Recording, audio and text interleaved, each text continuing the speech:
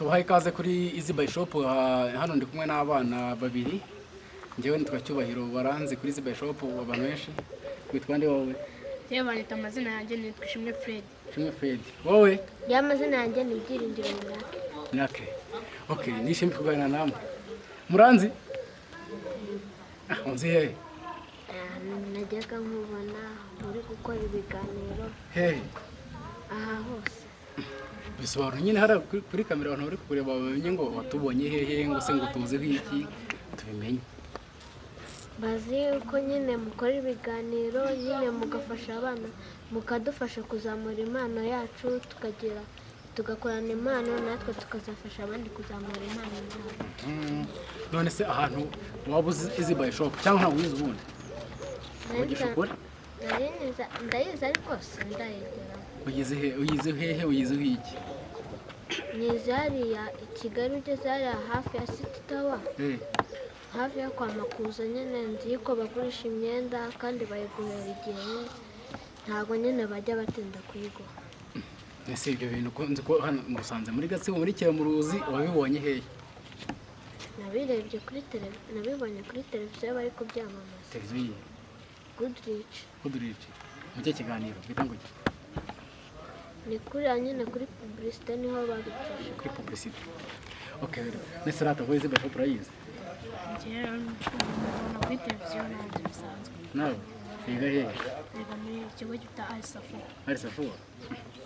Ase ko ntabwo nzi Alisafu, n'abantu bari kutureba ntabwo bayizi, bayibabwiye.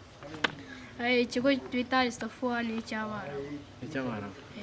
Cyigisha iki? Cyigisha indimi, Icyongereza, Ikinyarwanda, Igifaransa. Ariko mana, ese Icyongereza urakizi? Mbwira nk'uri muzi neza atari Ikinyarwanda. Ikinyarwanda, Icyongereza. Urakizi neza? Ngakora introduction ugure ahantu bari kutureba mu Cyongereza. Yeah, good afternoon guys. My name is Ishimwe Fred. I love you so much. Goodbye. Okay, thank you. Wowe uzi Icyongereza warya wowe kwiga hehe? Njye niga kuri Bright Minds Academy. Bright Minds Academy. Minds Academy. Nase warigisha neza fresh? Yego. Ntabwo bitwereka nyine bahamamaze. Good afternoon guys. I love you. My name is Byiringiro Myake. I love you. Bye bye. Okay. Nubwo wagerageza. Wiga mu kangahe? P5. P5. Wowe wiga mu kangahe? Njye niga P4. Urasaba wowe umusaza kandi uri mukuru ukabutiga wiga P5 wiga P4 ubwereke. Urasibiye? Nuko nyine nabanye nize narakuze natangiye kwiga muze. Watangiye ufite imyaka ingahe? Nese ufite ingahe mu? Mfite imyaka 10. Wowe ufite ingahe rata? Mfite 10. Uziko uryo uri mukuru. Kana wana akana birumvikana. None se rata kanje ngereka mbibarize. Sibyo? Turimo kuganira. Twamenyeranye? Twamenyeranye. Ubu ngubu mujye mu Kinyarwanda. Murakiga. Namwe murakiga namwe? Kamanze bazingu cyane murakiga. Wenda nko mwiza mu Kinyarwanda mujya mwiga imigani, ibisakuzo, kambwira amateka ya kera, igicumbi cy'umuco, mbwira nk'iki mwigamo mwumvise cyagutangaje. Ikintu cyanangaje ni imigani y'imigenurano, ugasanga ibisakuzo.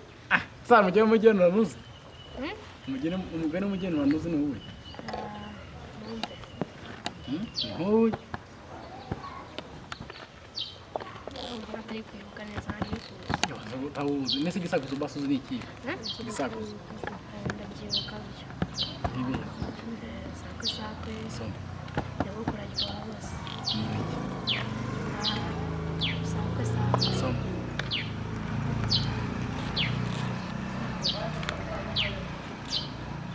Yakucana.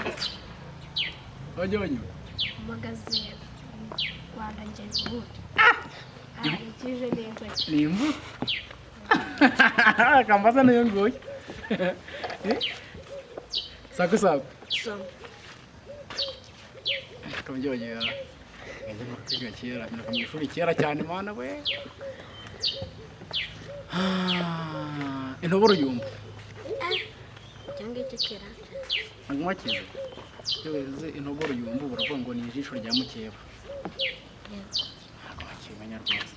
ko nagibuka shana nanjye nabona n'isazi yawe mwana we cyangwa nk'igisokozo wowe uzi none usaza njyewe sako soma zenguruka duhure mukanda ngamwe tw'abana muri ikintu nyine gikomeye nk'umusaza na urakuze se nafite abuzukuru ubu ngubu abuzukuru ntawe ufite oya ubwo ndo umuzukuru ariko nawe ufite abana ntabwo ufite nzi ko warongoye ufite umugore rwose n'abana ufite ababyeyi uracyabi iwanyu mu rugo yego uracyakorera urateganya cyangwa se wumva uzashaka umugore ryari yewe wenda nibura nsoje kwiga utoje kwiga urangire segonderi uzafite kaminuza nugiyemo ukabona buruse ajya kaminuza iyo utabona buruse yagiye iwanyu bakwishyurira kwiga prive uzashaka umugore wiga kaminuza wiga segonderi uzashaka umugore ryari nzabanza nshaka akazi ntukabona nibwo nzabona kujya muri ibyo ngibyo gusa ntabwo ufite sheri ntabwo ufite sheri akantu kabeshya afite sheri nyamara nawe n'iki kiganiro kiraca kuri gudurushi TV ukamwihakana muzashwana ntawe ufite natwe ntacyo ufite wowe cyane muto ubu nta kantu mujya mujyana kuva ngo tujye kujunga ntabwo ufite mujya mujyana kuva mu ngo cyangwa mujyane wenda no muri coaching inshuti yawe kagahobwa karahari mwana uvugisha ukuri nawe reka wumva se uzajya nko mu gihe kingana nko mu myaka ingahe uvugisha ukuri mu myaka ingahe tangije kwiga kaminuza nyine maze mbonye akazi maze kugafatisha nko mu myaka ingahe nyine wenda nk'urugero ukirangije aterana afite nka 15 cyangwa 25 gutyo ni nk'ingahe wowe nka 27 nibwo uzagera shiri cyangwa se uzashobora gutereta mwakagira ngo uzagushaje uzashobora gutereta bizaterwa kare gusa wagiye Kigali kuva wabaho wagiye Kigali ahantu bisigaye ni hehe wahageze cyane kuri no kubera kuri televiziyo wageze unagurikira neza wahagera neza kuri wageze Kigali arena Kigali arena wagiye mu biki Kigali arena wagiye mu nagiye n'ijyana mama twagiye gutembera yewe ahantu uzi Kigali ni hehe yewe hariya kuri BK arena nyine nahariya kuri stade amahoro kubera nyine bayivuguruye ubu ngubu nzajyayo muri iki gihe kumva n'umusaza reka ujya kwita hano hantu uzi Kigali ni hehe ahandi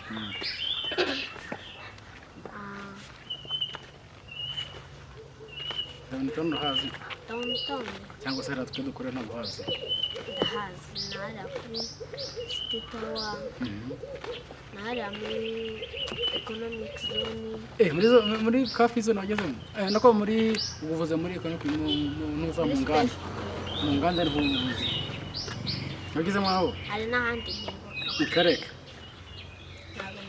ntabwo ese urate nkubaje nk'impano ufite impano yewe abana bajya bagira impano zo kuririmba kubyina gukina filime nyine ibintu bitandukanye ufite impano yiwe yewe mfite impano yo gukina umupira ujya ushobora kuwucunga fresh kare gukina kuri kangahe yewe ni 5 kuri 5 umukinnyi ubona ko ni role model wawe muri football ku isi yose yaba mu Rwanda cyangwa muri Afrika cyangwa ku isi yose ni Messi umukundira iki mwiza mu gukina kandi nawe ajya atoza abandi gukina okay wowe ufite impano yo gukina umupira w'amaguru mwese mukina muri football ugenda kuri kangahe wowe kuri kabiri nk'umuntu ukina kuri kabiri ese njye nibaza ugasanga umuntu akina kuri kabiri undi ukina kuri 5 ariko se kuri kabiri ko nta ikibuga kiba nta mibare irimo ishushanyijemo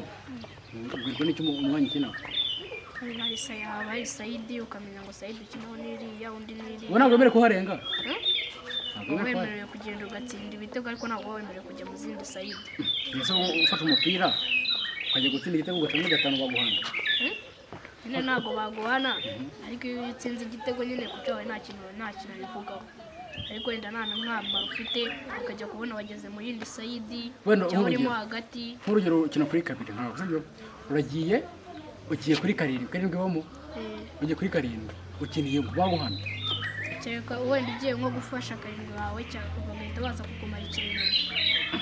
sikumva ntabisobanukiwe neza.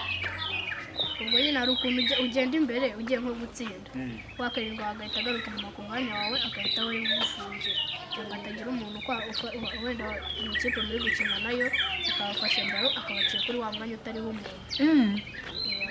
Karindwi wawe itaza kukumara ikintu. Okay, murumva muzagiye kure muri football ariko nta kipe yindi murajya musiga gusa ku kigo cy'amashuri mwigaho.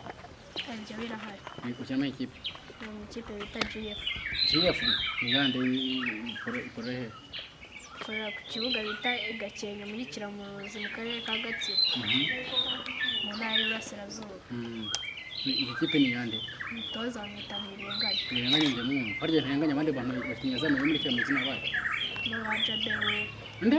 Jabero. Ruboneka. Niyo mukiza. Mukiza nuko namuzi. Ukina muri ikipe? Muri Nyanza.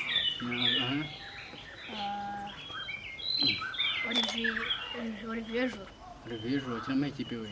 Muri Muhanga. Muri Kiramuruzi? Hariho ntabwo mbibuka. Nta bakinnyi boze muri Kiramuruzi bakina muri football? Nzima Ruboneka ukina muri APR. Undi w'ukinnyi Kiramuruzi uzi ninde? wagiye mu yandi makipe asaka. Nyine umukinnyi ukina mu ikipe ikomeye nyine uzi ninde? Ruboneka akaba atari Jaberi akaba atari nde? Nese bajya bita ndakaye ninde ko mbese bazi ndakaye bamuzi?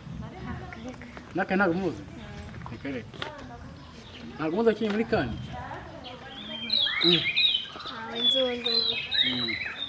Okay, rero hano turi kumwe n'abana babiri beza cyane biga mwiga muri Arisafone yiga muri Bright Mendes Academy. Ubwo ngubwo rero twari turi kuganira nabo muraza kuza kubabona ku cyaro kiri buze gutambuka. Ikintu mwavuga dusezera tugana ku musozo n'iki cyangwa se umuntu avuga ibyifuzo byawe? Yewe mba nifuza kuzaba umuntu ukomeye muri football. Umuntu nyine no mu mutwe mfitemo ikintu nari vide nka fanta nyine bamazemo ibyo kurya. Yego rate kabisa. Nta mfite ikintu mu mutwe nyine nzi uzagira igihugu akamaro. Yego. Iki kintu wabwira nk'urubyiruko runywa ibiyobyabwenge?